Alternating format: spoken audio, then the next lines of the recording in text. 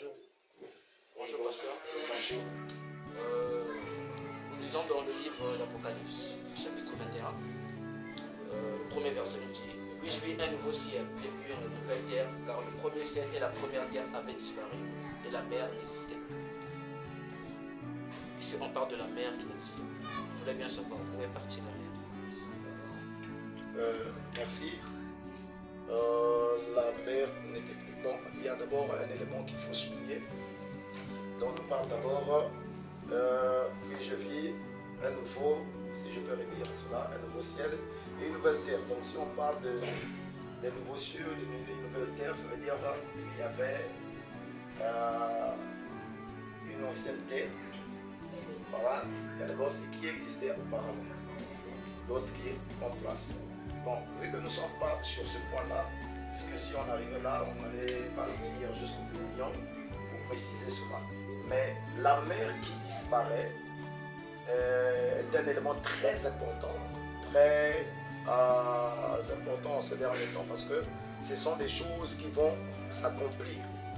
Vous voyez que, en réalité, si vous voulez comprendre cela, il faut repartir d'abord sur le triangle du feu. Parce que c'est quoi? Cette mer va contribuer à la destruction de la terre. Donc, la terre que nous voyons, la terre d'à présent et le ciel, c'est réservé pour le feu, comme la Bible dit dans le livre de Pierre. Donc, ça va subir une destruction. Mais le problème, c'est que pour qu'il y ait feu, d'après ce que la science nous montre, dès qu'il y a un triangle du feu, c'est-à-dire pour le triangle du feu, il y a le combustible, le carburant et l'énergie d'activation. Maintenant aussi, pour que la Terre puisse subir tout cela, il faudrait que les trois éléments soient ensemble pour qu'il y ait destruction. Maintenant, quand vous voyez par exemple là, le combustible, nous savons que tout ce qui peut consumer. Voilà, donc c'est ce que l'on enseigne à l'école, pour ceux qui ont été sur le banc de l'école. Et le carburant, c'est ce qui favorise la combustion, notamment l'oxygène. L'énergie d'activation, c'est l'étincelle, ce qui favorise l'explosion. Voilà. Donc maintenant, pour que la Terre aussi puisse subir vraiment un choc important, il y a aussi les trois éléments qui doivent être ensemble. Déjà, quand on parle de combustible, nous avons beaucoup de combustible. Il y a d'abord le bois qui est partout. Nous avons aussi, comment on appelle, le pétrole. Voilà, donc la Terre déjà est environnée par le pétrole. On trouve le pétrole un peu ça et là. Donc là déjà nous avons notre combustible. Maintenant le carburant, nous en avons besoin du carburant. Qu'est-ce qui va se passer? Déjà, comme vous voyez, par exemple, l'eau, c'est l'H2O. Donc il faudrait qu'il y ait l'équation de l'analyse de l'eau. Donc quand nous avons l'équation de l'analyse de l'eau, nous aurons notre dioxygène et l'hydrogène. Vous voyez les deux éléments qui vont subir vraiment une séparation. Voilà, donc l'oxygène, l'hydrogène va vraiment disparaître, puisque ça aussi, ça va favoriser, c'est très flammable, nous avons déjà inflammable plutôt. Et nous avons aussi l'oxygène, qui est un carburant très important qui favorise la combustion. Et donc les énergies d'activation, c'est les bombes atomiques, donc qui vont favoriser les explosions. Vous voyez déjà la Terre actuellement, vous voyez que non, les armées sont en train de se préparer ça et là pour mettre en feu ce qui va arriver. Donc notre mer que nous parlons, ça va subir vraiment une transformation, même si vous voyez que non, la mer est en train de s'agiter à chaque instant, c'est que ça est en train de s'apprêter pour qu'il y ait une équation de l'analyse de l'eau qui permettra vraiment qu'il y ait destruction de toutes choses sur la terre. Voilà pourquoi l'Apocalypse nous mentionne la mer qui n'existerait pas, qui n'existerait plus, excusez-moi. Là, quand nous serons déjà au millénium, on ne parlera plus en termes de la mer, parce que ça aurait servi pour la destruction de cette terre. Donc c'est un peu cela. Merci pasteur.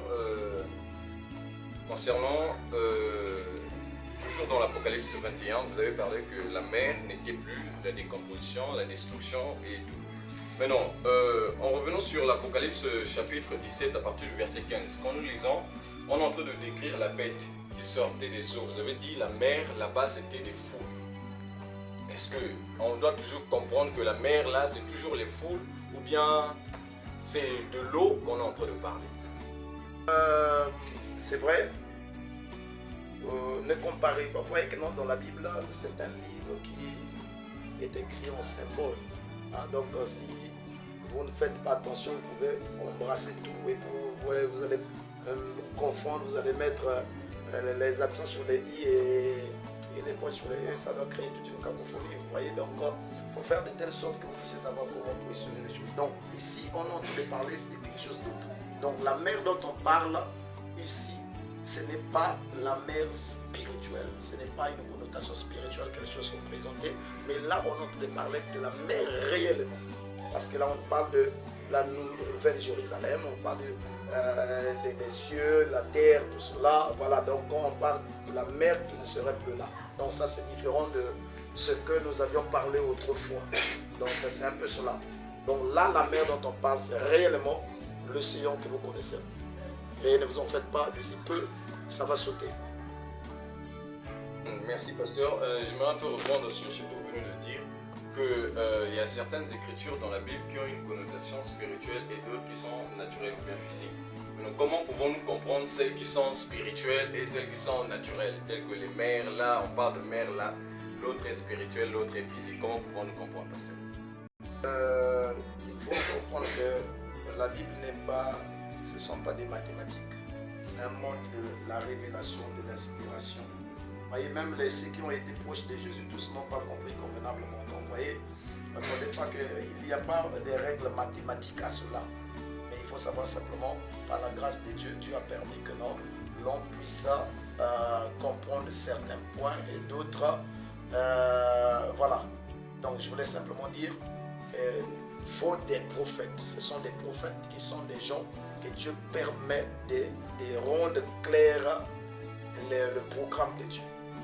Vous voyez, donc il faut un prophète parce que voilà pourquoi on dit que non, le voyant, hein, donc on dit de 1 Samuel 9, verset 9, on dit que non, c'est lui qu'on appelle un prophète. Je dis autrefois, on l'appelait le voyant.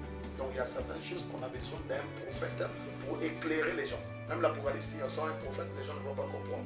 Donc pour comprendre, pour différencier ces deux aspects, il faut un prophète pour mettre la lumière là-dessus. Merci beaucoup. Je vous en prie. Merci pasteur pour votre réponse. En réalité, j'aimerais revenir en arrière et rebondir sur une chose. Peut-être on avait laissé en suspense. J'aimerais juste savoir, parlant de l'équation, de l'analyse d'eau, qu'est-ce qui va favoriser cette équation? Cette équation. Oui, qu'est-ce qui va favoriser cette équation? Bon, vous voyez comme on vient de dire que Dieu, il fait des choses à sa manière. Il faut noter que la manière dont nous sommes en train de manipuler la terre aujourd'hui, la manière dont nous sommes en train de construire les maisons, les immeubles, les industries et toutes ces choses-là peuvent vraiment créer beaucoup de catastrophes qui vont pousser Dieu à réaliser son dessein. Donc nous ne pouvons pas le prouver mathématiquement que cela sera A plus ou encore 1 plus 2 pour arriver à une telle réponse. Donc simplement, il faut souligner que c'est notre manière, non seulement nos péchés ici-bas, notre manière d'agir, notre manière de manipuler la nature. Je crois que toutes ces choses-là peuvent engendrer des catastrophes qui feront de sorte que le programme de Dieu s'accomplisse. À cet effet-là, qu'on soit que le soleil va, c'est-à-dire il y aura une vaporisation, comme on voit dans le cas quand nous préparons le foufou, on fait bouillir de l'eau. Puisque la marmite met du temps au feu, il y a la vaporisation, c'est-à-dire les fines gouttelettes qui se mettent sur la paroi du couvercle.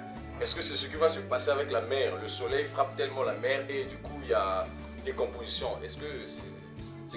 Voilà pourquoi je vous ai dit que non, la manière dont nous sommes en train de manipuler la nature, vous voyez, maintenant nos constructions, nos usines, toutes ces choses-là, ce sont des éléments qui sont en train de créer beaucoup, de détruire la couche d'ozone et en train de faire de sorte que le soleil se rapproche de la terre et toutes ces choses-là, certainement, ça fait partie des éléments qui pourraient déclencher vraiment cet événement. On peut dire que la couche d'ozone n'aura plus d'effet sur la protection des humains en vue du soleil. Je ne peux pas vous donner une réponse précise là-dessus parce que la Bible n'a pas mentionner toutes des réponses avec exactitude. Hein? Peut-être qu'il n'a pas dit, mais non, on n'a pas donné les précisions là-dessus. Même Dieu nous a dit simplement que cela va avoir lieu. Donc, nous avons compris le mécanisme, mais dans la totalité, les réalités spirituelles, quoique révélées, gardent toujours un côté surnaturel. Donc c'est un peu ce que je peux vous dire là-dessus. Merci. Merci. Vous êtes appuyé sur l'analyse de l'équation d'analyse d'eau, qui est une équation purement d'expérience scientifique. On se demande, est-ce qu'il y a-t-il un lien entre la science et la spiritualité? Pourquoi la science, mais en fait, le plus grand scientifique, c'est d'abord Dieu lui-même. Vous voyez, tout ce qui se passe sur la terre, c'est scientifique. Mais c'est Dieu lui-même qui est d'abord le plus grand scientifique. Parce que c'est quoi? Quand tous les arbres là, tout ce que les arbres sont en train de subir, tout ce que le soleil subit, les mouvements, les déplacements, les étoiles, la position, toutes ces choses-là, qui connaît toutes ces choses-là? C'est Dieu lui-même. D'ailleurs, quand vous voyez par exemple les grands scientifiques d'autrefois, les gens comme de Kepler, les Galilée, Copernic, tout ce monde-là ont montré, ils ont présenté un discours ecclésiastique en l'honneur de la parole de Dieu. Vous voyez, donc malgré le fait qu'ils étaient scientifiques, mais ils ont toujours prôné ils ont toujours fait l'éloge à la parole de Dieu. Donc vous voyez, le plus grand scientifique, c'est Dieu lui-même. Parce que les grands scientifiques comme Einstein, ces gens-là qui ont créé des bombes atomiques, vont nous dire qu'ils étaient vraiment inspirés de Dieu, parce que vous avez dit que le plus grand scientifique, c'est Dieu lui-même. En voyant ce que les Einstein, Thomas Edison ont réalisé, ils vont nous dire qu'ils étaient vraiment inspirés de Dieu. Je ne dis pas que non, tout ce que les scientifiques ont fait, ça a été vraiment pour bénir les gens. Il y a des choses qui ont été là pour détruire. Il y a des choses que la science a fait qui apportent beaucoup de l'aide à la nature, encore à l'humain. Donc tout ce qui aide l'homme scientifiquement, tout ce qui est scientifique plutôt qui aide l'homme, ça vient de Dieu. Donc en fait, c'est comme le couteau. La personne a inventé le couteau pour nous aider, pour parler avec. Mais si une personne utilise ce même couteau pour aller tuer, c'est l'usage de la chose. Donc les éléments chimiques sont sur la terre, partout, tout cela. Dieu, pour créer la terre, il a utilisé toutes ces choses-là. Maintenant, si l'homme maintenant manipule les atomes d'une mauvaise manière pour déclencher les catastrophes naturelles ou encore les explosions, toutes ces choses, ça c'est l'usage maintenant de la chose. Voilà, tout dépend de l'homme maintenant. Mais je crois que les choses scientifiques, il y a des choses qui peuvent bénir et des choses qui peuvent maudire les gens. Donc tout dépend de l'usage de la personne, tout dépend de l'esprit qui anime la personne. Je crois ce que je peux dire là-dessus. Vraiment, merci pasteur pour nous avoir reçus et nous avons bénéficié de quelque chose.